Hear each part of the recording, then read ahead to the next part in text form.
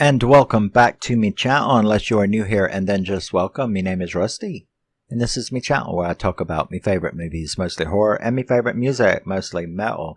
And we are moving on in this batch with a little low-key horror movie. You don't have to have a lot of blood and guts and stuff like that to be good. It's just usually you do. But sometimes you don't if you got the right story and the right people.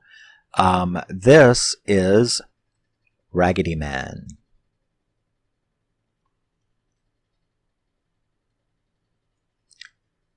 Now, Raggedy Man was released in 1981, and it stars Sissy Spacek, Eric Roberts, Sam Shepard, William Sanderson from Blade Runner fame, and little Henry Thomas, who is the little boy in E.T., and this is his very first movie.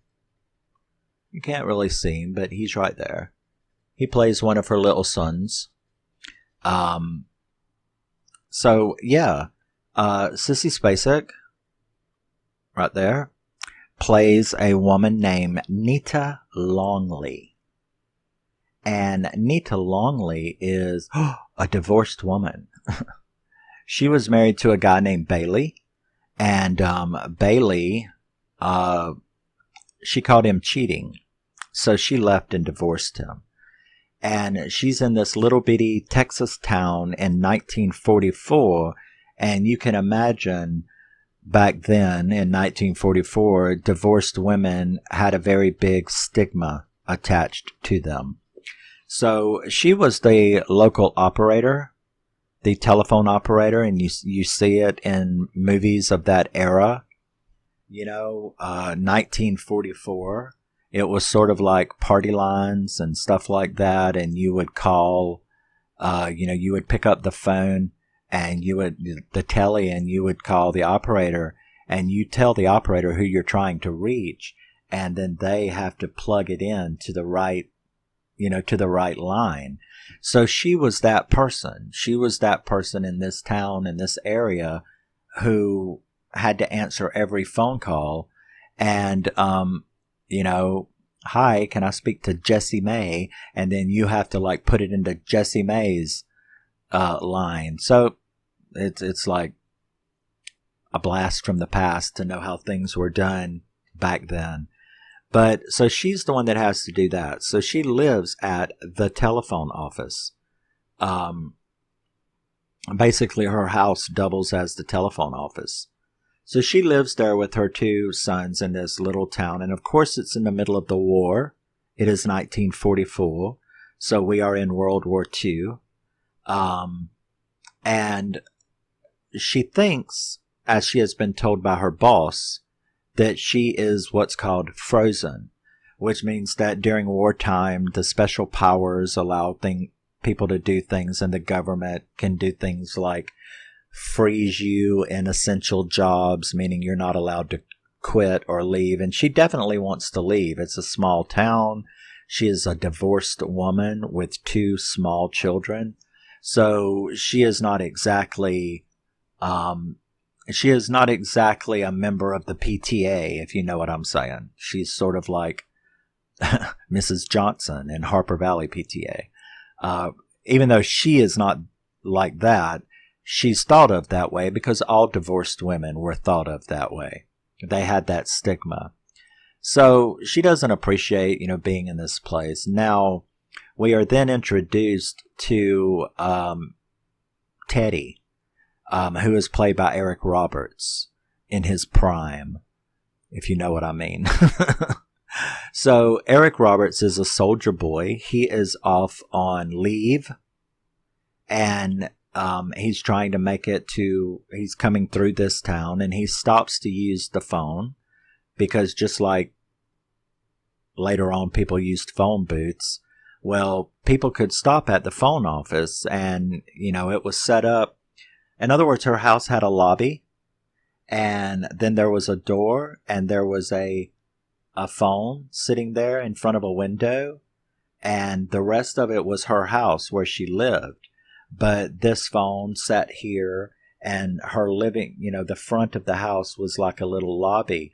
so people could come in and they could use the public phone, but you had to pay for it. So it was just like a phone booth. You had to give her, what was it, 40 something cents for 3 minutes or whatever. So, and what's weird about it, if you think about it, she's sitting right there. She can close the little thing, but the simple fact is she's the operator. She's hearing everything that you're saying, so it's kind of face to face. Well, he's there to call his fiance and let them know that he's on the way. And she has to witness this very humiliating conversation in which he gets a hold, of the father, and he's like, "Hey, is Betty Sue there? I'm on leave. I got 3 days leave, and I'm on there." And then you hear him like going, he's like, "What? Are you kidding me?" "No, sir, I don't think that you would joke anything about that, but really?" And Nita is like, "Ooh, I don't know. Maybe I should close the window and give him some privacy, because obviously things aren't going well." And you figure out pretty quickly from Teddy's side of the conversation that this bitch has just married somebody else. Her fiance is a sailor off in the Navy, going off to war. He's got a 3-day, and the bitch marries somebody else. So, he's like, the guy even tells him who it is. Well, no, he asked. He's like, "Well, who?" And he tells me, he's like, "Oh, yeah. Yeah, I know him. People have a lot of stuff to say about, really nice things to say about him." And I guess the father asked something like, "What's that?" or whatever. And he's like, "Well, rumors around town is that he's the sorriest son of a bitch that ever lived in that town." And of course the guy hung up on him. And Nita has to play it off, because you just witnessed this pretty embarrassing, horrible situation. And, he starts to walk out. He's kind of stunned because now he's lost, right? He was going home to them. Now he's just stuck in the rain in a rainstorm after just being told to fuck off. He starts to walk out, like knowing what to do. And she's like, "Excuse me, 46 cents, please." So he has to pay her. But then she invites him for a cup of coffee. She feels sorry for him. She invites him for a cup of coffee. So I will say that Eric Roberts and Sissy Spacek's chemistry together was amazing. I mean, you felt really sorry for him, but at the same time, you feel sorry for her and these two people who are in an extremely bad situation. So they talk and stuff like that.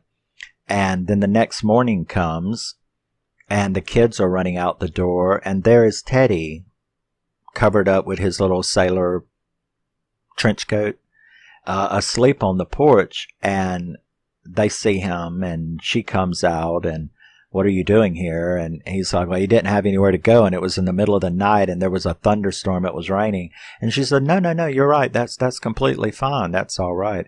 Well, the boys really take to him, and he ends up pretty much going, "Can I just spend my leave playing with the boys?" You know what I mean? Being a dad kind of thing. And so it's very quick, but they do kind of, really take to one another. Now, the horror aspect of this movie is that there are two extremely creepy guys. One of them played by William Sanderson, who was the guy in Blade Runner, the one that wasn't allowed to leave Earth because he wasn't quite right, and he had all those little synthetic puppets in his room. The one that Daryl Hannah went to at first, that he found outside the building. But he is there, and this other guy is like a total creep. I mean, these guys are unstable. Put it this way, there's a reason why they weren't accepted into the military, right? Because they're fucking whacked. So you got these two creepy guys mulling around town, always eyeing her, always talking about her. She's a divorced woman, she's been around, you know what I'm saying? But at the same time, there's also this really creepy guy, this guy, that he's always like carrying tools and pushing a lawnmower, one of those kinds with that spinning blade on it. So he's always like walking around town, and you see him, and he's all raggedy man, and he's all raggedy clothes, and you can tell there is something extremely wrong with him, disfiguring. He looks like Freddy Krueger is what he looks like. Obviously something burnt him badly, so he's kind of disfigured. And you see him. So you've got these two creepy guys that are always kind of like stalking the little boys, stalking her, talking shit. And then you also have this Raggedy man who sometimes she catches him like looking from across the street and just standing there and all that. But you keep waiting for him to do something bad, but he never does. He's just always creeping around. And meanwhile, this story between him and her are going on. He takes the boys to Corpus Christi, to the big fair, something they've never seen, ride the Ferris wheel, get hot dogs and cotton candy and all that kind of stuff. So he takes them for this wonderful trip. He even buys them little sailor suits with the hat and the little sailor suit and stuff like that. And then he comes back, and him and her like really get together, so to speak, because he brings her silk nylon stockings or nylon rayons or something. And they end up sleeping together. So they probably would have made, or they probably will make, but you'll see at the end. Well, they have these wonderful 2 days, even though Teddy gets into a fight with those two creeps. They like get one of the little boys and drag him into the bar and throw him up on the bar and get him an orange crush. And they're asking him, like, who's that at your house? I heard mommy's got somebody at your house, which just, cause see, one of these guys has been trying to get the other one to like make a move on her. And if they can't get it, consensually, then they could just like, so you can tell one of them is a graper in the making, and they have targeted her. But the other one's a little more shy. The one played by William Sanderson is a little more shy. And, okay, that's the opposite. But this thing, her hooking up with this sailor boy, only infuriates the town, only infuriates the people. That stereotype, the stigma, is only made worse because this sailor boy is staying there, at this house. Even though it's only been 2 days, like it's all over town, but we're talking small town 1944, so of course it is. So this makes the two creeps like really decide that they are going to attack Nita and rape and kill her is what they're going to do. And probably the little boys too. Because they're really bad. So a little fight does happen on day 2, or the beginning of day 3, I'm sorry. The beginning of day 3, where he's going to have to leave the next morning, early in the morning, to go back to the ship. He walks out the back door with his shirt off, and there's these 2 old Karens, 2 old church ladies, that happen to be walking by at the same time. And so you can imagine the looks they give, and it upsets her because she's already hated in this town. And they do kind of have a little fight, and she says, you should go ahead and leave now. And that was actually very sad because the kids didn't want him to leave. So you go ahead and leave. Well, she then, now that she is so pissed off, when the boss comes around, She's like, I have asked so many times to get the fuck out of this town. And you keep saying shit. And he's like, you're frozen. You know you can't go nowhere. And she's like, well, I'm going to call the main office, you know, like Southern Bell or whatever it was. And she starts doing it too. And he like unplugs it. And she plugs it right back in. And she says, you're not going to stop me. I'm going to call them and going to tell them. He then admits that she was never frozen, that there was no such thing. She could have left at any time. He just wanted to use her for cheap labor. You know, she wanted to go to a big city where she could get a higher paying job and take care of her boys. She didn't want to be this penny ante operator, literally. You know, so they have a fight, and then she's like, I'm fucking leaving tomorrow. And she goes to town and she gets the tickets for her and the boys to get on the bus, you know, and go to Corpus Christi probably. So she's going to leave and go to the big town. Well, of course, this means that the only two people left is, you know, these two creeps. This is their last chance, right? And so they go for it. They do, and of course I'm skipping over a lot of stuff, but they go for it. They do end up confronting her, breaking in on her. Very, very creepy, scary way, too. They stop and ask if they can use the phone for a flat tire, and that gets them in, and then they attack. And it's very, very action-packed, and it's very, very scary, because these two guys, they are real creepers, you know what I mean? And she ends up, like, fighting back, and one of the boys was out in the outhouse, so they locked him in there, and she don't know where her other son is, and these two creeps are, like, busting windows and trying to climb in on her and stuff like that. Then you have, like, one of them, he's outside the window trying to get in, and then all of a sudden he's got this big giant blade through him, and he falls through the window, and it's pretty bloody and pretty gory, and he's got a big, I guess what you would call a scythe, you know, is like stuck through him and stuff. And so what the fuck is going on, right? And then you see that it's Raggedy Man, and he is out there around the house, and he's killed this guy. He, you know, a bunch of other stuff happens. He ends up killing the other guy, but the other guy kills him too.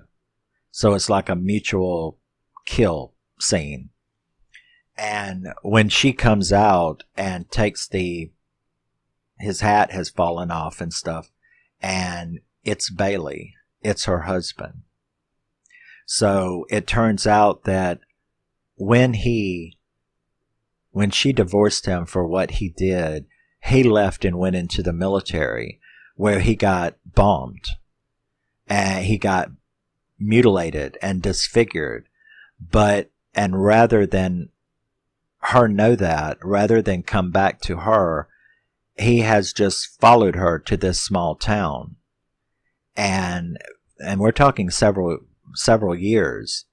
He follows her to this small town, and he's just been quietly in the shadows, watching over his boys, watching over her, without, you know, so it explains all the times that you saw him creeping around and staring at her, but never doing anything bad.